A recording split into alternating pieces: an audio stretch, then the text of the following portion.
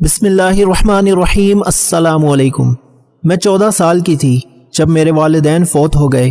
میں اپنے والدین کی اکلوتی بیٹی تھی، اس لیے خالو مجھے زبردستی اپنے گھر لے آئے، جبکہ میرے باپ کا سارا کاروبار میرے چاچو نے سنبھال لیا تھا۔ خالو مجھے بہت پیار کرتے، دن رات میرے آگے پیچھے گھومتے، جبکہ میری خالہ کو یہ سب اچھا نہیں لگتا تھا۔ وہ ہر وقت میرے خالو سے لڑتی رہتی، اور جب میں جوان ہوئی تو میری خالہ مجھ پر شک کرنے لگی تھی۔ وہ ہر وقت مجھ پر اور میرے خالو پر نظر جمائے رکھتی، جیسے انہیں کسی چیز کا ڈر ہو۔ انہی دنوں اچانک سے میرے خالو فوت ہو گئے۔ اب ہر روز میرے خالو میرے خواب میں آتے اور کہتے، جلدی سے میری قبر کھدواؤ، میرے پاس تمہاری ایک چیز ہے۔ جب یہ خواب روز آنے لگا تو میں نے خالہ کو بتا دیا، مگر ان کا رنگ فک ہو گیا اور انہوں نے مجھے ایسا کرنے سے روک دیا۔ مجھے اپنی خالہ پر شک ہو گیا۔ میں نے اسی روز جا کر خالو کی قبر کھدوائی تو میرے جسم سے جان نکل گئی، کیونکہ وہاں تو میرا نام انم ہے اور میری امی کا رشتہ ایک بہت بڑے آدمی سے ہوا تھا۔ میرا باپ بہت زیادہ امیر تھا۔ میں امی کی شادی کے 1 سال بعد ہی پیدا ہو گئی۔ میرے پیدا ہونے پر میرے باپ نے ایسی خوشیاں منائی تھیں کہ جیسے بیٹے کے پیدا ہونے پر خوشیاں منائی جاتی ہیں۔ میری ایک خالہ بھی تھی جن کا نام ماریا تھا۔ وہ میری امی سے 2 سال چھوٹی تھیں۔ ان کی بھی شادی ہو چکی تھی۔ ان کے ہاں بھی ایک بیٹی تھی جس کا نام نرمین تھا۔ وہ میری ہم عمر تھی اور ہم دونوں میں بہت اچھی دوستی تھی۔ ہم دونوں ایک ساتھ کھیلا کرتے تھے۔ جب میں 14 سال کی ہوئی تو میرے والد صاحب باہر کے ملک چلے گئے، کیونکہ انہوں نے وہاں پر کوئی کاروبار شروع کیا تھا۔ اب تو میری ماں کے ٹھاٹ اور بھی بڑھ گئے۔ پھر 3 ماہ بعد میرے والد صاحب واپس آ رہے تھے۔ اس روز میری طبیعت خراب تھی اور میری ماں اکیلے ہی میرے والد کو ایئرپورٹ سے لینے چلی گئیں، لیکن واپسی پر ان کی گاڑی کا حادثہ ہو گیا۔ وہ دونوں اس دنیا سے چلے گئے۔ میں 14 سال کی عمر میں یتیم ہو گئی تھی۔ میرے لیے یہ بہت بڑا صدمہ تھا۔ میں بہت روئی تھی۔ میرے خالو زبردستی مجھے اپنے گھر لے آئے تھے۔ اب میں ان کے ساتھ رہنے لگی، جبکہ میرے والد کا کاروبار میرے چاچو نے سنبھال لیا تھا۔ میرے خالو بھی بہت اچھے انسان تھے، جبکہ میری خالہ لالچی عورت تھیں۔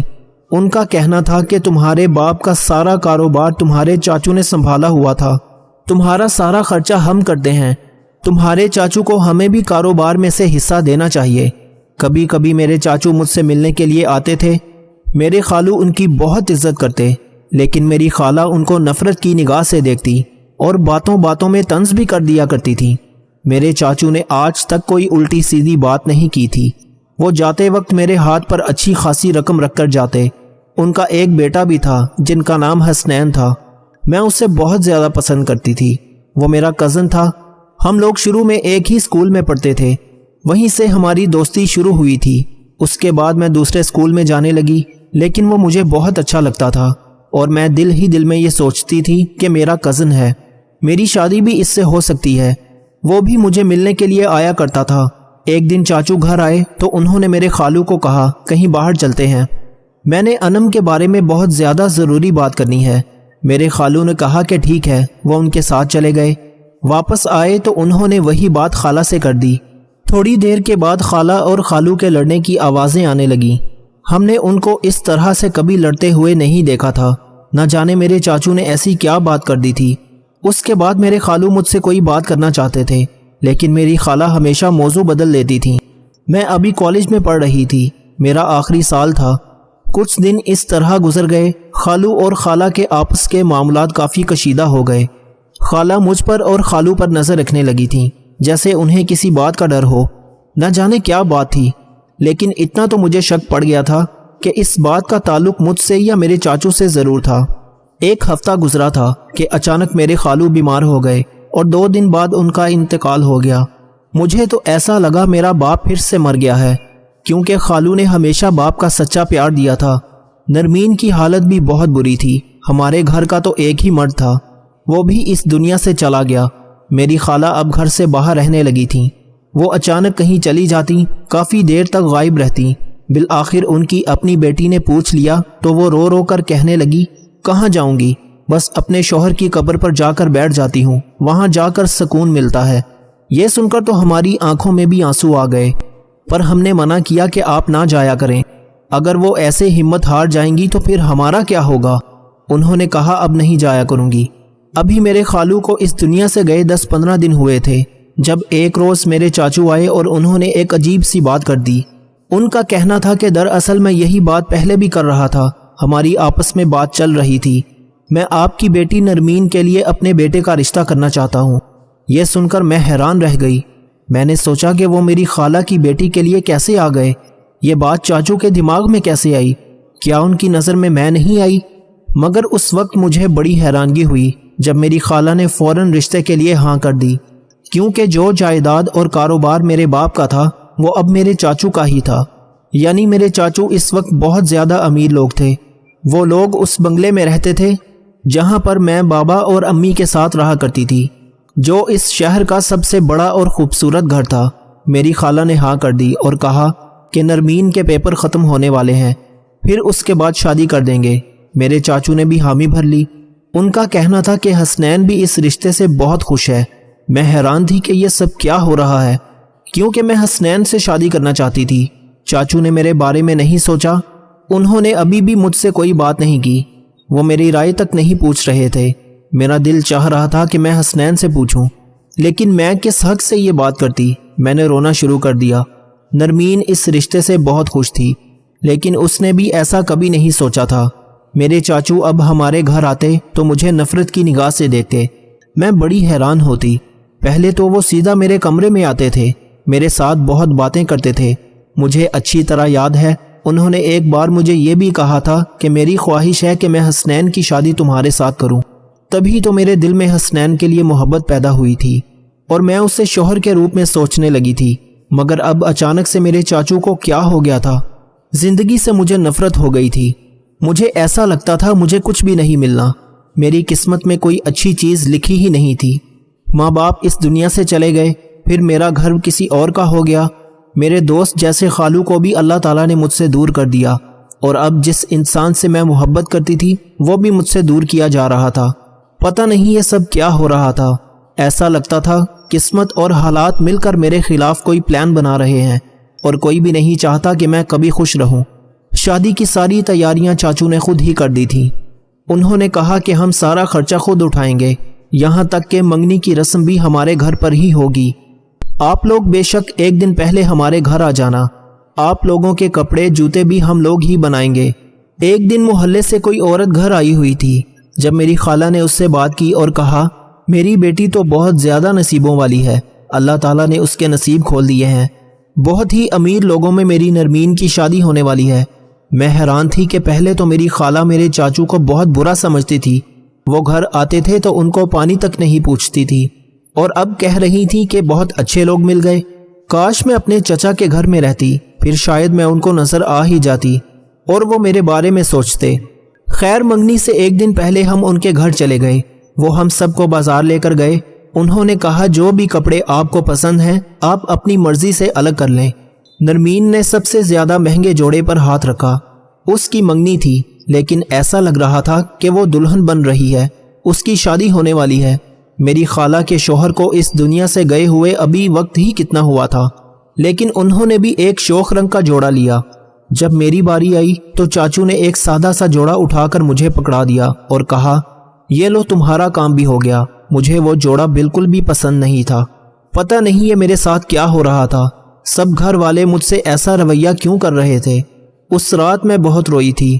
جب سوئی تو میں نے خواب میں دیکھا کہ میرے خالو میرے کمرے میں آئے ہیں، وہ میرے سر پر ہاتھ رکھتے ہیں اور کہتے ہیں مجھے تم سے ضروری بات کرنی ہے، تم جا کر میری قبر کھدواؤ، اس کے اندر تمہاری کوئی چیز ہے۔ میں ان کی بات پر حیران ہوئی۔ وہ بار بار ایک ہی جملہ بولنا شروع کر دیتے ہیں، جیسے کہہ رہے ہیں کہ جاؤ جا کر یہ کام جلدی جلدی کرو۔ پھر اچانک سے میری آنکھ کھل گئی۔ میں حیران تھی کہ یہ کس قسم کا خواب تھا۔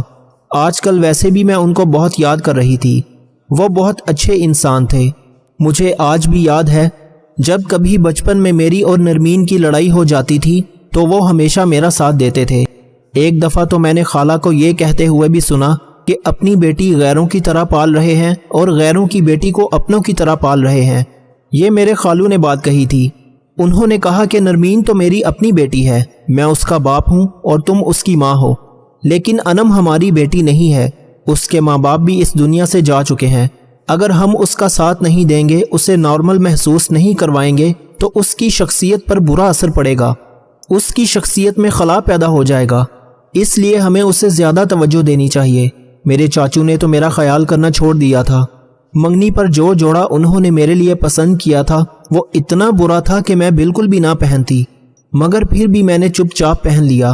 حسنین میرے لیے حسرت بن گیا تھا جو میرے دل میں ہی قید ہو کر رہ گیا۔ اب مجھے صرف نماز پڑھ کر اللہ کے قرب میں ہی سکون ملتا تھا۔ لیکن ایک دن میں نے اپنی خالہ کو فون پر بات کرتے ہوئے سن لیا۔ وہ کافی پریشان تھیں، میرے چاچو سے بات کر رہی تھیں۔ پتہ نہیں وہ آپس میں کیا باتیں کر رہے تھے، لیکن کوئی نہ کوئی مسئلہ ضرور تھا، مگر خالہ مجھ سے ہر بات چھپا لیتی تھی۔ آج رات کو پھر خالو میرے خواب میں آئے، پھر سے وہی بات کہہ رہے تھے کہ میری قبر کھدواؤ، اس کے اندر تمہاری ایک چیز ہے، اور پھر اس کے بعد سب ٹھیک ہو جائے گا، پریشان نہیں ہونا۔ اس دفعہ انہوں نے یہ بات بھی کہی تھی کہ پریشان نہیں ہونا۔ جب انسان کو 2 دفعہ ایک ہی خواب آئے تو وہ پریشان ہو ہی جاتا ہے۔ مجھے لگتا تھا ان پر کوئی بوجھ ہے، اس لیے میں نماز کے بعد ان کے لیے کچھ نہ کچھ پڑھتی رہتی تھی۔ پھر بھی وہ میرے خواب میں آ رہے تھے۔ میں نے ایک دن یہ بات اپنی خالہ سے کر دی، ان کو بھی یہ بتا دیا کہ وہ خواب میں آ کر کیا کہتے ہیں۔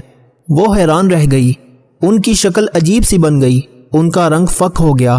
انہوں نے کہا تمہارا دماغ خراب ہو گیا ہے، اس لیے تمہیں اس طرح کے خواب آ رہے ہیں، ایسی کوئی بات نہیں ہے۔ میری خالہ کو کوئی پرواہ نہیں تھی۔ آج کل میری طبیعت بھی بہت زیادہ خراب رہتی تھی، میرے سر میں مسلسل درد رہتا تھا۔ جب میں نماز پڑھتی تو درد ختم ہو جاتا، تسبیح وغیرہ پڑھتی رہتی تو ٹھیک رہتی، کوئی دوائی مجھ پر اثر نہیں کرتی تھی۔ ایک دفعہ تو میں گھر کی سیڑھیوں سے بری طرح سے گرنے لگی تھی۔ اگر میں نے اپنے آپ کو سنبھالا نہیں ہوتا تو میں بہت ہی بری طرح گرتی۔ اگلے روز میرے چاچو آئے تو میری چچی کسی بات پر ان سے بہت بحث کر رہی تھی۔ جب میں نے ان کی باتیں سنی تو وہ اپنی نرمین کے نام اچھی خاصی زمین لکھنے کا کہہ رہی تھیں، اور میرے چاچو ان کی ہاں میں ہاں ملا رہے تھے۔ میں حیران ہوتی کہ میرے چاچو میری خالہ کی ہر بات کیسے مان جاتے ہیں، پہلے تو کبھی ایسے نہیں ہوا تھا۔ اچانک نرمین نے مجھے ان کی باتیں سنتے ہوئے دیکھ لیا۔ اس نے کہا تم باتیں سن رہی ہو؟ میں نے کہا نہیں، میں تو یہاں سے گزر رہی تھی، بس چاچو کو دیکھ کر رک گئی تھی۔ نرمین نے مجھے ڈانٹ کر اپنے کمرے میں بھیج دیا۔ جب سے نرمین کی منگنی ہوئی تھی اس کا رویہ بھی بدل گیا تھا، وہ مجھے ہر وقت نیچا دکھانے کی کوشش کرتی۔ میرے چاچو اس دن مجھ سے ملے بغیر ہی واپس چلے گئے تھے۔ آج رات پھر مجھے وہی خواب آیا۔ مجھے شک پڑ گیا، کوئی نہ کوئی گڑبڑ ضرور تھی۔ میں ایک مفتی صاحب کے پاس گئی، ان کو جا کر اپنا مسئلہ بتایا۔ انہوں نے کہا بیٹا، اس طرح جب بار بار کوئی خواب میں آتا ہے تو کوئی نہ کوئی بات ضرور ہوتی ہے۔ جو اس دنیا سے چلا جائے اور اس طرح اپنی خواہش ظاہر کرے تو اس کے بارے میں سوچنا چاہیے۔ میں نے کہا میں نے اپنی خالہ کو بتایا ہے، لیکن وہ جواب نہیں دیتی ہیں۔ انہوں نے کہا میں تمہارے خالو کو اچھی طرح جانتا تھا، اگر تمہیں اس سے تسلی نہیں ہو رہی تو پھر میں تمہارے ساتھ چلتا ہوں، ہم یہ کام کروا لیں گے، 2-4 لوگوں کو بھی ساتھ لے جائیں گے، ایسی کوئی بات نہیں، ہمارا ارادہ کوئی غلط تو نہیں ہے۔ میں نے کہا مجھے ایک نہیں نہ جانے کتنے خواب آ چکے ہیں۔ اس نے کہا کہ پھر تسلی کر لینی چاہیے۔ جب میری خالہ کو ان ساری باتوں پر یقین ہی نہیں تھا، ان کو کوئی سروکار بھی نہیں تھا کہ کیا کرنا ہے اور کیا نہیں، تو میں نے سوچا کہ میں ان کو نہیں بتاؤں گی۔ جب سے میرے خالو اس دنیا سے گئے تھے میری خالہ کا رویہ بہت عجیب ہو گیا تھا۔ اب وہ مجھ سے پیار سے بات بھی نہیں کرتی تھیں، میرے ساتھ بدتمیزی بھی کیا کرتی تھیں۔ خالو کا بھی کسی طرح کا کوئی لحاظ نہیں رکھا تھا، وہ تو ایسے رہ رہی تھیں جیسے ان کی بیٹی کی نہیں بلکہ ان کی شادی ہونے والی ہو۔ خالہ شوق رنگوں کے کپڑے پہنتی ہیں، گھر میں کسی بات کا احترام نہیں کیا جاتا تھا کہ ابھی اس گھر کے سربراہ کو گئے 2-3 مہینے بھی نہیں ہوئے تھے۔ میں مولوی صاحب کے ساتھ قبرستان میں چلی گئی، قبر کھدوانا شروع کر دی۔ مجھے بار بار خالو کے الفاظ یاد آ رہے تھے کہ قبر کو کھدوا دو، اس کے اندر تمہاری ایک چیز ہے، اس کے بعد تمہاری زندگی میں سب ٹھیک ہو جائے گا۔ اچانک وہ چیز ہماری آنکھوں کے سامنے آ گئی۔ یہ کالے رنگ کا شاپر تھا جس کا اس قبر میں کوئی بھی کام نہیں تھا۔ جب ہم نے وہاں سے وہ شاپر نکال لیا تو ہم لوگ کافی حیران رہ گئے۔ قبر کو پھر سے اسی طرح بند کروا دیا گیا۔ جب شاپر کو ایک سائیڈ پر جا کر کھولا تو میں مزید حیران رہ گئی۔ مولوی صاحب نے فوراً اللہ تعالیٰ کا کلام پڑھنا شروع کر دیا۔ انہوں نے کہا مجھے لگ رہا تھا کہ اس طرح کا کوئی معاملہ ہے، لیکن میں تمہیں پریشان نہیں کرنا چاہتا تھا۔ اس شاپر کے اندر میرے استعمال کیے گئے کپڑے تھے اور 2 پتے تھے، ایک میرا اور ایک میرے چاچو کا۔ اس کے علاوہ اس میں اور بھی عجیب قسم کی چیزیں تھیں جن کا تعلق کس چیز سے ہو سکتا ہے صاف پتہ چل رہا تھا کہ کسی نے مجھ پر اور میرے چاچو پر جادو کروایا تھا۔ ہم واپس آ گئے۔ مولوی صاحب نے کہا مجھے پوری بات بتاؤ۔ میں نے انہیں سب بتا دیا کہ گھر میں کس طرح کی حرکتیں ہو رہی ہیں، چھوٹی سے لے کر بڑی بات تک سب بتا دی۔ انہوں نے کہا تمہاری خالہ نے تم پر عمل کروایا ہے، میں کلام پاک کے ذریعے اس کو ختم کر دوں گا، لیکن کس مقصد سے کروایا ہے یہ تم ہی جانتی ہوگی۔ ہم نے وہ چیزیں باہر نکال دیں، اس کا مطلب اب وہ عمل ختم ہو جائے گا۔ میں اپنی چاچی کے گھر چلی گئی، انہیں سب بتا دیا۔ مولوی صاحب سے بھی بات کروائی، انہوں نے اپنا سر پکڑ لیا۔ مجھے کہا ہمیں بھی ایسا لگتا ہے کہ کوئی نہ کوئی گڑبڑ ہے، کیونکہ ہم نے تمہارے خالو سے تمہارے رشتے کی بات کی تھی، مگر تمہاری خالہ نے ان سے جھگڑا شروع کر دیا، اور پھر تمہارے خالو نے کہا کہ یہ تم سے رشتہ نہیں کرنا چاہتی اور کسی لڑکے کو پسند کرتی ہو۔ میں نے کہا ایسی کوئی بات نہیں، مجھ سے تو یہ بات ہی نہیں کی تھی، خالو نے بھی نہیں کی تھی اور وہ اس دنیا سے چلے گئے۔ اس کے بعد شاید خالہ نے جھوٹ بولا ہوگا، کیونکہ وہ اپنی بیٹی کی شادی آپ کے بیٹے سے کروانا چاہتی تھی۔ میرے چاچو کا کہنا تھا کہ وہ صرف شادی نہیں کروانا چاہتی تھیں بلکہ وہ کہتی ہیں کہ یہ گھر میری بیٹی کے نام کر دو اور جائیداد کا 50% حصہ بھی میری بیٹی کے نام کر دو۔ اور سچ تو یہ ہے کہ میں یہ سب نہ چاہتے ہوئے بھی ان کی ہر بات مان رہا تھا۔ کوئی انجانی طاقت تھی جو مجھ سے یہ سب کروا رہی تھی، مگر اب مجھے لگتا ہے میں بالکل ٹھیک ہو گیا ہوں۔ میں نے اپنے چاچو سے کہا آپ لوگ مجھ سے ناراض کیوں تھے؟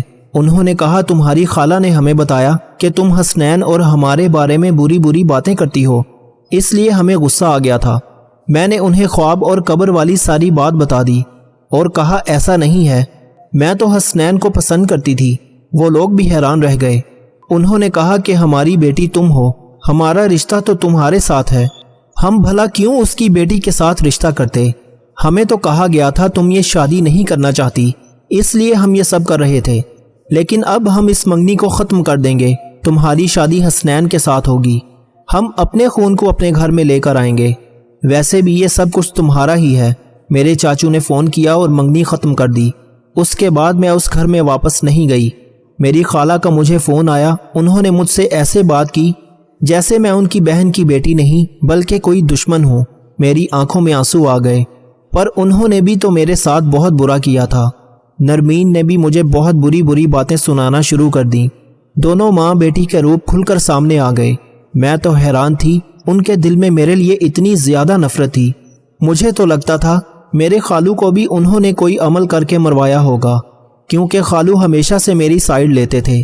میرے چاچو نے کہا ہم زیادہ دیر نہیں کریں گے۔ انہوں نے فوراً نکاح کی رسم کروائی، ساتھ ہی میں اس گھر میں رہنے لگی۔ آج حسنین میرا شوہر ہے، مجھے میری محبت مل گئی، میرا گھر بھی جہاں میرا بچپن گزرا تھا۔ میں اپنی خالہ پر حیران ہوں کہ خالہ تو ماں جیسی ہوتی ہے، انہوں نے میرے ساتھ اتنا برا کیا۔ انہوں نے نرمین کی شادی ایک امیر خاندان میں کر دی تھی۔ خدا کی کرنی ایسی ہوئی کہ میرے 2 بیٹے ہو گئے اور نرمین بے اولاد رہی۔ اس کے شوہر نے دوسری شادی کر لی ہے، اور پچھلے دنوں میری خالہ پر فالج کا اٹیک ہوا تھا۔ وہ ہاسپٹل میں لاوارثوں کی طرح پڑی ہیں۔ جس بیٹی کے لیے وہ یہ سب کر رہی تھیں، اس بیٹی نے بھی آج انہیں تنہا چھوڑ دیا ہے۔ بس وہ اپنی آخری سانسیں پوری کر رہی ہیں، اور میں اپنے گھر میں اپنے شوہر کے ساتھ ہنسی خوشی زندگی گزار رہی ہوں۔ نظر کی کمزوری ہو یا آنکھوں میں درد، سونف، مصری، مغز بادام، ثابت دھنیا یہ تمام 100 گرام اور کالی مرچ سفید زیرہ 50 گرام، ان تمام اجزاء کو پیس کر سفید شیشی میں بند کر لیں۔ 3 ہفتوں کے استعمال سے حیران کن فائدہ ہوگا۔ جو شخص آپ کے احساس اور آپ کی زندگی میں اپنی ضرورت کو نہ ہی سمجھتا ہے اور نہ ہی اہمیت دیتا ہے، وہ رفتہ رفتہ آپ کی زندگی میں اپنی اہمیت اور جگہ کھو دیتا ہے۔ احساس کے رشتے دستک کے محتاج نہیں ہوتے، یہ تو خوشبو کی طرح ہوتے ہیں جو بند دروازوں سے بھی گزر جاتے ہیں۔ محبت جب کسی سے ہو جائے تو اس کا بھی خیال رہتا ہے اور اپنا بھی، لیکن کسی سے عشق ہو جائے تو صرف اسی کا خیال باقی رہتا ہے۔